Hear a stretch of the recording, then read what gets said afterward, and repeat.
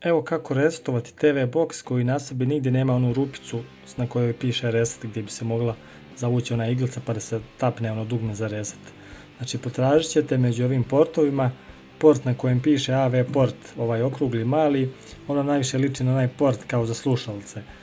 Dugme za reset je sakriveno u stvari u dnu tog porta, tako da uzmite čačkalicu ili nešto tanko, ugurajte u port i čućete, nadam se da čujete na telefonu ovaj klik